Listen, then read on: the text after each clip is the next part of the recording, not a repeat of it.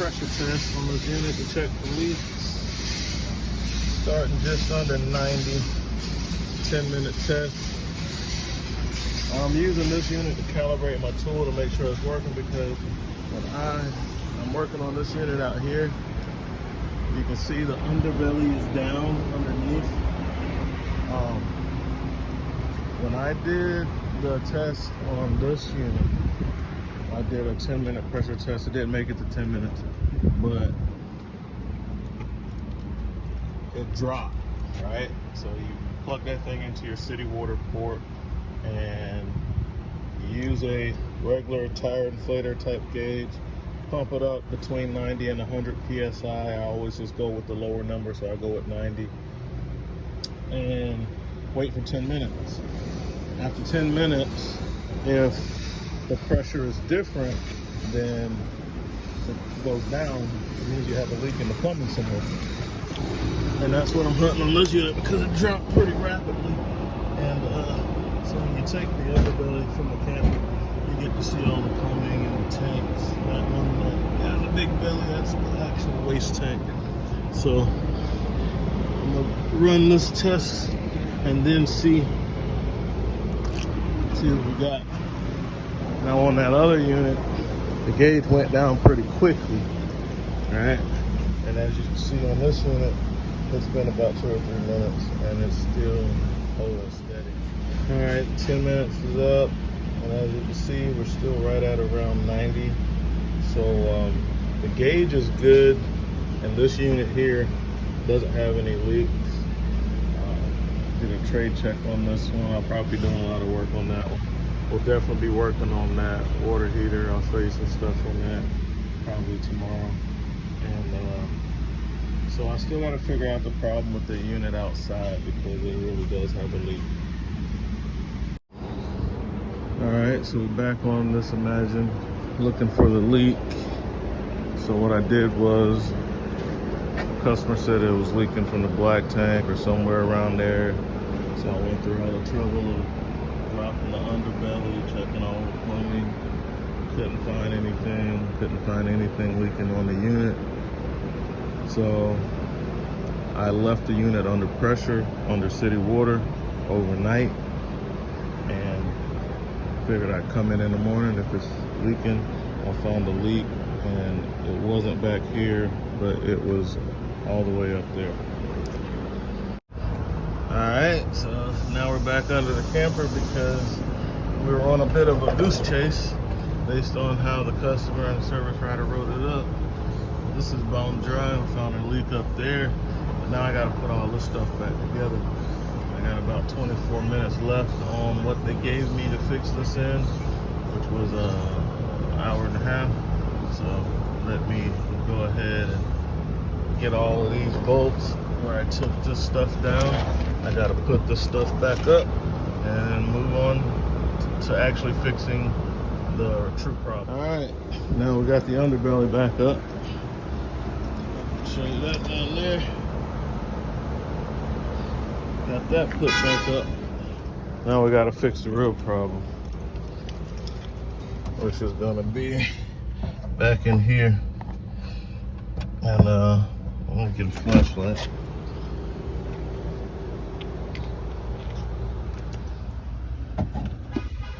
Take a little. So you see that little drip right there coming from that port?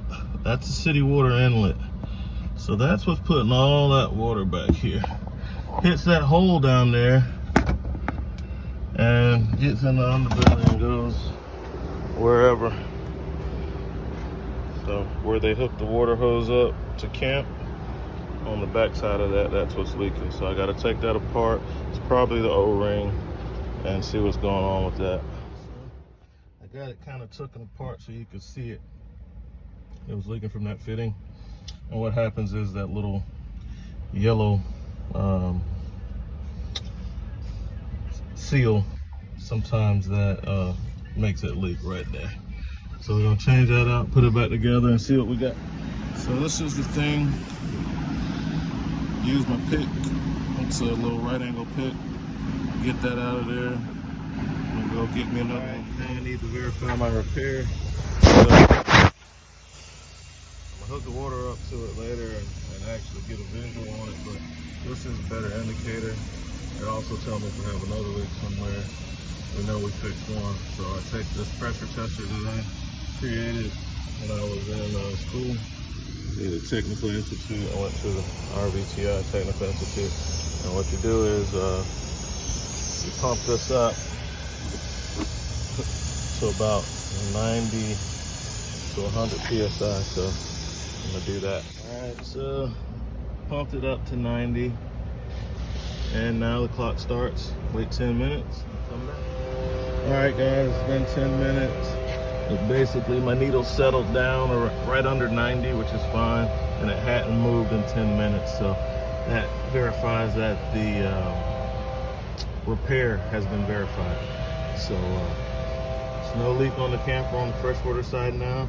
I didn't detect one on the drain with having the tanks full, so I'm gonna call this a fix. All right, so we're done with the water leak job. Now I'm moving on to my second camper of the day. We got a lot of jobs on this one, guys, so we'll take a look. So you remember from yesterday, we looked at this water heater. It's heavily calcified, I could tell. So what you need to do is you gotta take out this plug here. It takes a 1 16 socket. It's called anode rod. Take the anode rod out, and you can see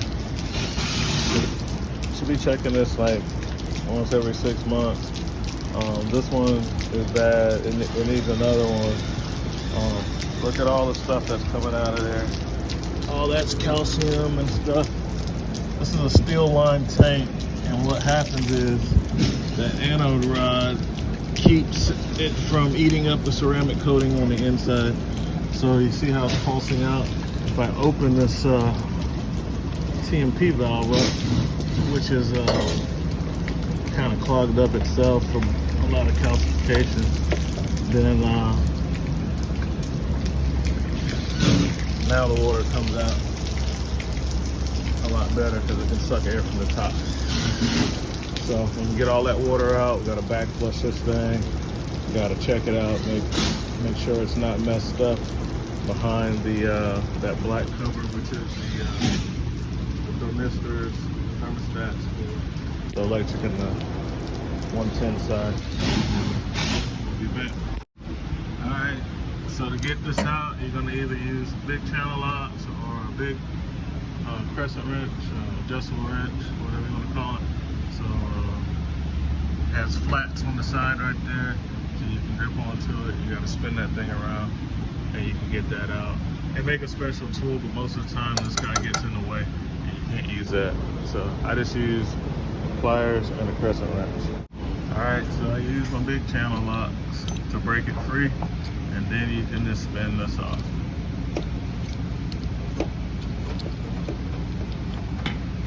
What's wrong with it is it's all corroded, so when I opened it under pressure, the water only trickled out because of the heavy calcium, as you can see. So this guy needs to be replaced. Alright, so take a water hose and this little cheap tool that's designed for cleaning out that, and we're going to try to knock the rest of the calcium out. Get as much out as we can so we can clean this thing up. I took a look inside of there. I was able to see the heating element. It's not curled up, so it wasn't ran without water. It looks pretty good. I didn't see any holes in it or a melted spot, so it's probably good. So now I'm gonna just go ahead and clean this out. We'll be right back. Here's the back flush. Just kind of go in there, clean it out. That's what comes out. Let it come out, and we just keep repeating that process until it runs out clear. You can see that it's kind of dirty looking, so we'll have to do that a few times. Alright, so take a water hose and this little cheap tool that's designed for cleaning out that, and we're going to try to knock the rest of the calcium out, get as much out as we can so we can clean this thing up. I took a look inside of there. I was able to see the heating element. It's not curled up, so It wasn't ran without water.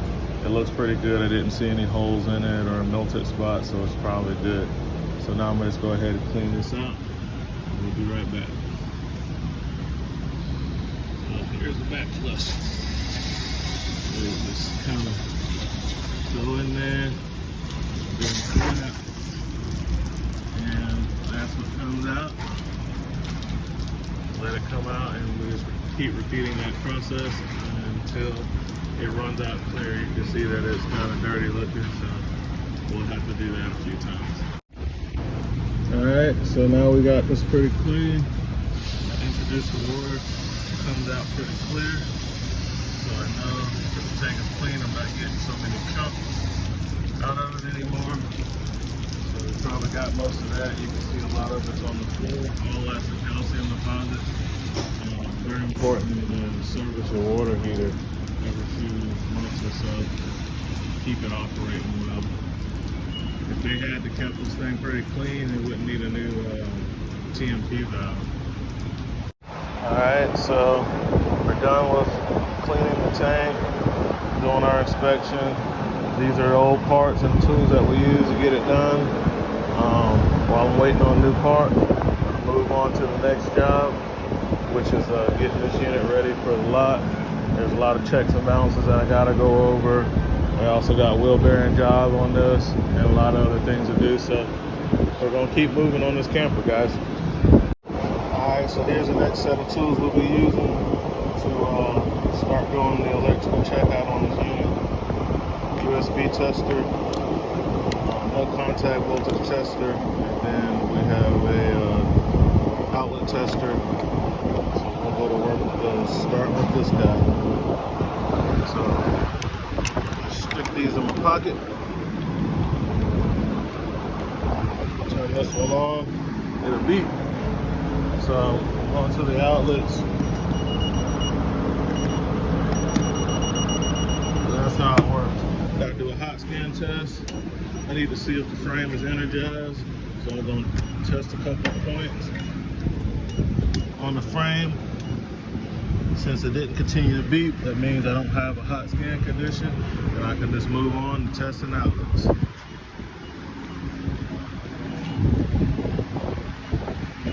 have a somewhat advanced socket tester. Mine has to be turned on. It's electronic, and I stick it in. Well, that's what I'm looking for. I want green, and mine has a hold function, so it's telling me it's correct.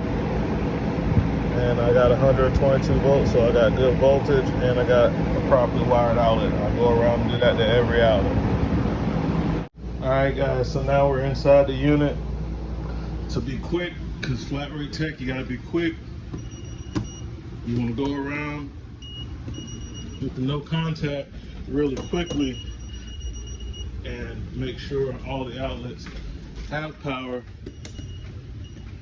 It doesn't take the place of the other tool, but what this does is it lets me know if I need to go ahead and mark off an outlet because it's not working, and that's something I'm going to have to actually create a job line for. So the first thing I want to do is run through the unit really quickly, find all the outlets, and then this thing has an auto shut off to save the battery. My battery might be getting weak because it's shutting off pretty frequently. And I'm just going to go around the unit and hit all the outlets. Make sure they are at least getting power. My other tool will tell me the quality of power and give me some information as to the wiring of the outlets. But first thing, I need to know if they have 110 period. So that's what this, so within a few seconds, less than 2 minutes, I was able to go through the whole unit and check the outlets. So next I'll just go through and do my test with the plug and make sure I got that 110, 115, 120 volts or so right here. People say 110, but it can be anywhere between 110 or 125. Let's go around, verify all my outlets are good.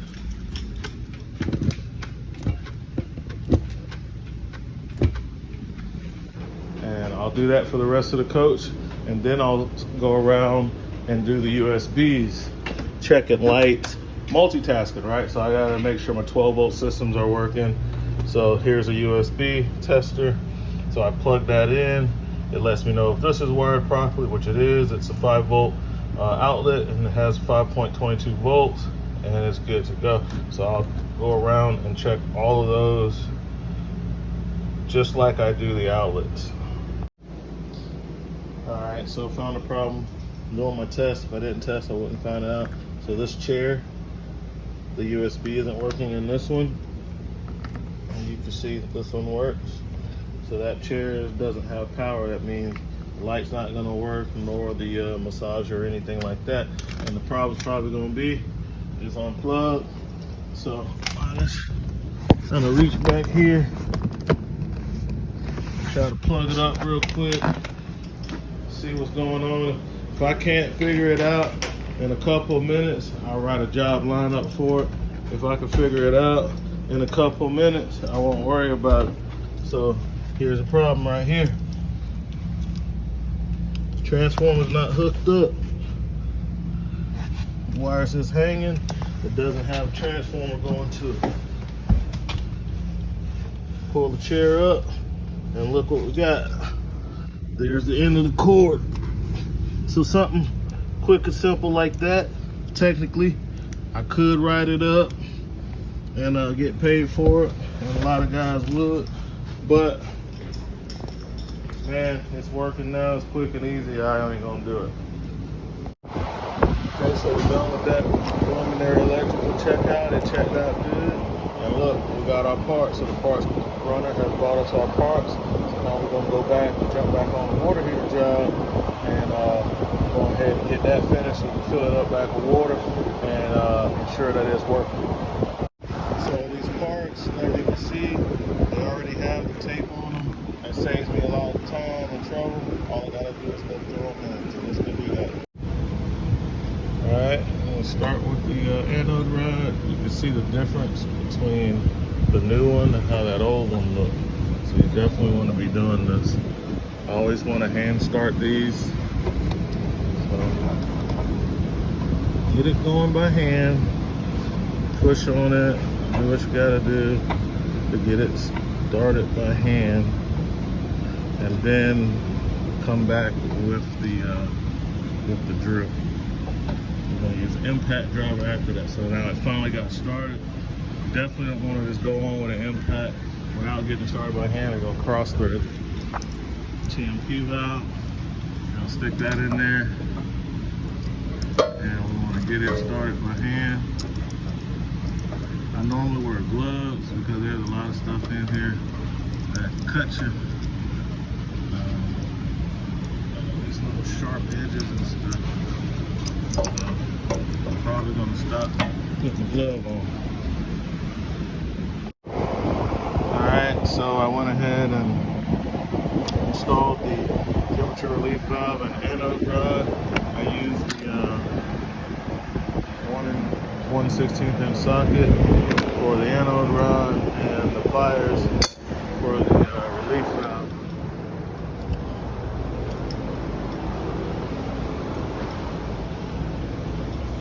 So as you see, I got that in there. It's seated, and this guy is seated. So next, we're gonna fill it up with water and make sure we don't have any leaks. All right, so I got my gas and my electric side of the water heater off, and I have turned on the city water, hooked up the water hose. The next thing I want to do is, so while that's filling up, there's going to be a lot of air in there. Generally, hot water is to the left, so I'm going to turn this on.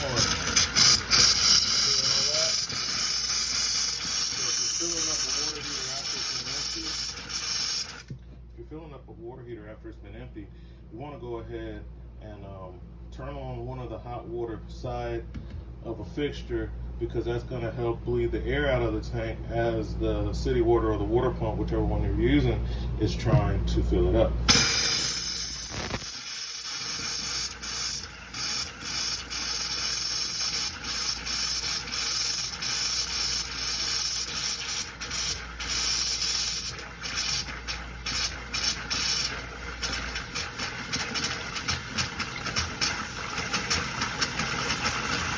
Getting all that air out of the line, and when it starts to run nice and smooth and fairly quiet, you know for sure that, see how different that is?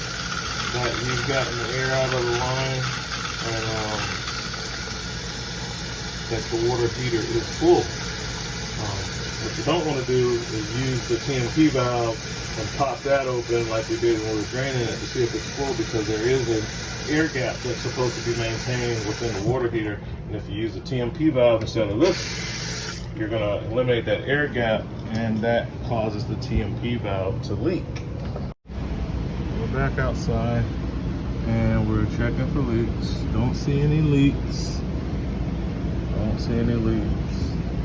And of course I'll dry all this up from when we were taking all the water out and come back and check it later. So the next thing I want to do is I want to turn on my electric.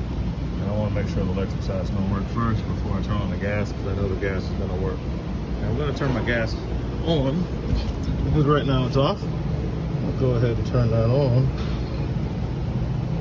slowly.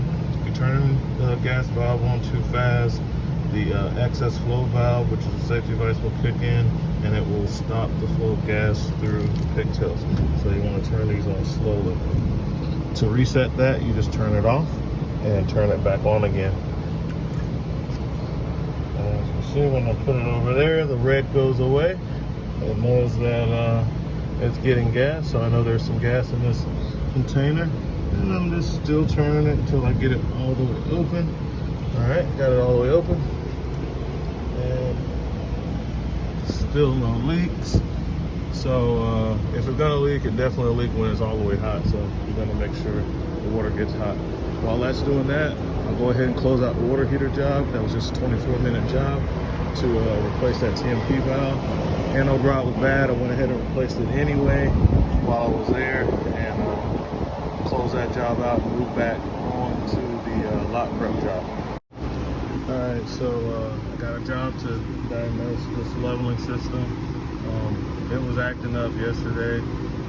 It had a error on the left rear jack. I'll put a picture up so you can see what that error is. Typically when you get those errors, you need to fully retract all of the jacks. But with this unit, the way they have the tire there, if I let it all the way down where my legs are at, it's going to hit the tire, so I can have to go all the way down. So I need to either put it on a truck or put the kingpin in the forklift so I can run the jacks all the way up. Now also, a lot of times you'll get these errors because of low voltage to the battery. So I let this sit plugged in all night on the battery, and as you can see right now, it's actually working.